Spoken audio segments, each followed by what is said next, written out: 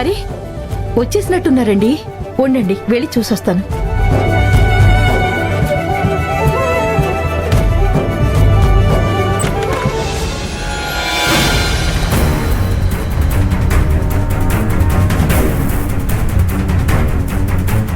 లోపలికి రావచ్చా?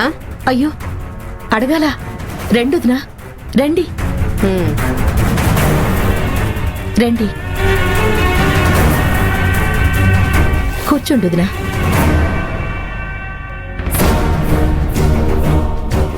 బాగున్నారా వదినా?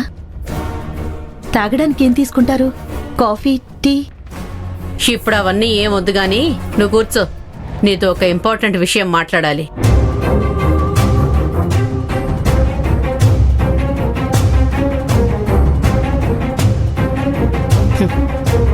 విషయం మీకు తెలిసే ఉంటుంది.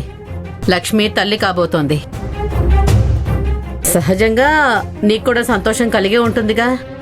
అలా అని చెప్పి నీ కూతుర్ని ఉద్యోగం మాన్పించే ప్రయత్నం చేయకు. లక్ష్మి ఆఫీస్కి వెళ్ళడాన్ని ఎట్టి పరిస్థితుల్లోనూ ఆపకూడదు. అది చెప్పడానికే వచ్చాను. ప్రెగ్నెన్సీకి జాబ్కి సంబంధం లేదు. హ్యాపీగా తన డ్యూటీ తను చేసుకోవచ్చు.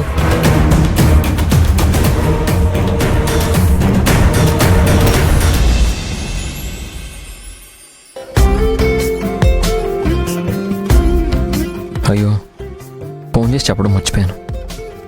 ఇప్పుడే ఫోన్ చేస్తాను. ఇవన్నీ కూడా మళ్ళీ చెక్ చేయి, ఓకేనా? సరే, నువ్వు వెళ్ళు. హాయ్ అన్నయ్య, ఏంటి ఈ రోజుకి గుర్తుకొచ్చాను? ఏంటి విషయం? ఏం లేదమ్మా, అది నువ్వు కొంచెం నా లక్ష్మిని బాగా జాగ్రత్తగా చూసుకోవా. బరువులు మోయనివ్వద్దు. పనిలో పడితే తన అన్ని విషయాలు మర్చిపోతుంది. అందుకే నువ్వు తనని చాలా జాగ్రత్తగా చూసుకోవాలి. ఆఫీస్కి వెళ్ళొద్దని చెప్పినా తను వినడం లేదు. తనకి ఆఫీస్లో సపోర్ట్గా ఉండి నువ్వే చూసుకోవాలి విజయ్. అరే రే రే, ఆగండి అన్నయ్య, ఒక్క నిమిషం. FM రేడియోలాగా ఓ చెప్తూనే ఉన్నారు. విషయం ఏంటి? లక్ష్మికి ఏం జరిగింది అసలు? తనని ఎందుకు జాగ్రత్తగా చూసుకోవాలో నాకు చెప్పండి. అయ్యో, ఇంకా నీకు తెలీదా? మీ బెస్ట్ ఫ్రెండ్ నీకెప్పుడో చెప్పేసి ఉంటుంది అనుకున్నాను. అంటే లక్ష్మి నా దగ్గర ఏదో దాచింది. అలాంటిది ఏం జరిగింది? చెప్తా దాని సంగతి. సరే అన్నయ్య, మీరైనా చెప్పండి, ఏంటా విషయం? ఆ విషయం నేను నీకు చెప్పడం కంటే మీ ఫ్రెండ్ని అడిగి నువ్వు తెలుసుకుంటేనే బాగుంటుంది. ముందు వెళ్ళి తనతో మాట్లాడు. అమ్మా విజయ్. అన్నయ్య, మరే నువ్వు విషయం అడిగే ఎగ్జైట్మెంట్లో నువ్వు నేను చెప్పిన విషయం మర్చిపోవు కదా. లక్ష్మి ఈ టైంలో అస్సలు స్ట్రెస్ తీసుకోకూడదు. అంతేకాదు, తనతో ఎక్కువ పని చేయించొద్దమ్మా. ఎక్కడో చోట కూర్చొని చేసేలా ఏదో చిన్న పని చూపించు, ఓకేనా? సరే అన్నయ్య.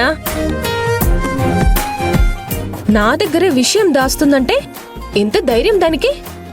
అవును, ఇంతకీ ఏ విషయం అయి ఉంటుంది?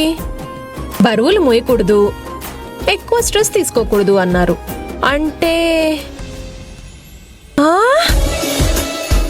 అంటే లక్ష్మి ప్రెగ్నెంటా? లక్ష్మి, కంగ్రాచులేషన్స్! ఇంత తక్కువ టైంలో ఇంత గుడ్ న్యూస్ చెప్పావు. ఫైనల్ గా నన్ను విజయ్ నుంచి విజయ్ పిన్ని చేసావు. Thank you so much. నువ్వు చాలా అదృష్టవంతురాలు లక్ష్మి.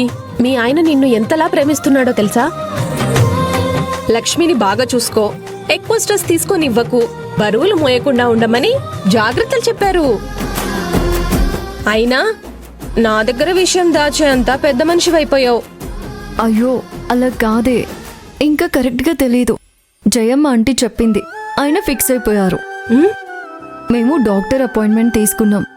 అక్కడ చెక్ చేసుకుని చెప్దాం అనుకున్నాం. అయ్యో, ఆంటీ చెప్పిందంటే అది కన్ఫర్మ్. ఆవిడ చాలా అనుభవం ఉన్న మనిషి. అప్పుడే ఫిక్స్ అయిపోతే ఎలాగే? ఇంట్లో కూడా సెలబ్రేషన్స్ స్టార్ట్ అయిపోయాయి. కన్ఫర్మ్ చేసుకోకుండా నువ్వు ఇలా అంటే ఎలా? ముందు కన్ఫర్మ్ అవ్వ నువ్వు.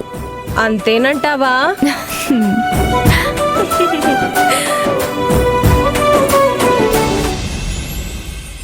చెప్పండి అంకుల్, ఎందుకు ఇలా చేస్తున్నారు? మీరు బాధ్యతగా చూసుకుంటారనిస్తే అది కూడా ఖర్చు చేయడం ఏంటి అంకుల్? రూపాయి 2 రూపాయలు అయితే ఏమో అనుకోవచ్చు. కష్టపడి సంపాదించిన డబ్బుని మీ స్వార్థం కోసం ఖర్చు చేస్తున్నారు. ఆ, అయ్యో అన్న, ఒక నిమిషం ఉండు. ముందు విషయం ఏంటో తెలుసుకోండి. ఇప్పుడు ఆ డబ్బు ఓహో, నువ్వు ఆయనకి సపోర్ట్గానే ఉన్నావా? ఎందుకు? ఆ డబ్బులు నీకు కూడా వాటా ఉందా? నువ్విలా చేస్తే ఎలారా? హరి ఎంత కష్టపడుతున్నాడో మీ కల్లారా చూస్తున్నారు కదా. ఇంటి నుంచి గెంటేసిన బాధని తన మనసులో దాచుకొని కుటుంబం కోసం నిలబడ్డాడు. తను సంపాదించిన డబ్బంతా ఇంటికి పంపిస్తే మీరు చేసే పని ఇదా? ఛా! అయినా ఈ హరి కూడా అంతే. డబ్బు ఎవరికి ఇవ్వాలో ఎవరికి ఇవ్వకూడదో అస్సలు తెలుసుకోడు. ఏంటి అలా చూస్తున్నారు? మీరు చేసిన పనికి నేనే సాయం చేయాలి. చూడండి, ఈసారి మీరు ఎన్ని చెప్పినా నేను మీకు సాయం చేయడం జరగదు. నా ఫ్రెండ్ పడే కష్టం గురించి తెలిసి కూడా నేను మీకు సాయం చేస్తే మా స్నేహానికి అర్థమే ఉండదు. ఛా!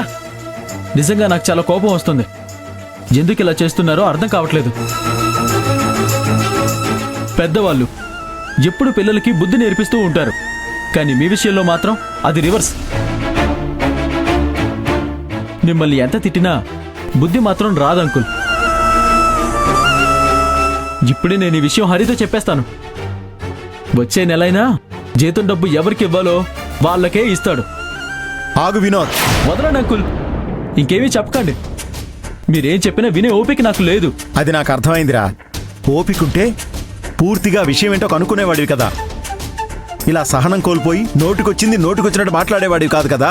చేసిందంతా చేసి ఇప్పుడు సమర్థించుకుంటున్నారా? నేనెందుకు సమర్థించుకుంటా? నువ్వు హరి ఫ్రెండ్వి. నీకే వాడి మీద అంత ప్రేమ ఉంటే వాడి తండ్రిని వినోద్, వాడిచ్చిన డబ్బుని ఎలా ఖర్చు పెట్టేస్తాను చెప్పు? నా కొడుకిచ్చిన డబ్బుని జాగ్రత్తగా దాచడానికే నీ సహాయం అడుగుతున్నా. అంటే అర్థం కాలేదు. నేనేం చేయాలి? హరి ఇంటి ఖర్చుల కోసం ఇచ్చిన డబ్బు భద్రంగా నా దగ్గరే ఉంది. మా ఆవిడికి వాడి భార్య అంటే ఇష్టం లేనప్పుడు వాడు సంపాదించిన డబ్బు మాత్రం ఎందుకు ఇవ్వాలి? ఇదంతా హరితో చెప్తే అర్థం చేసుకోడు.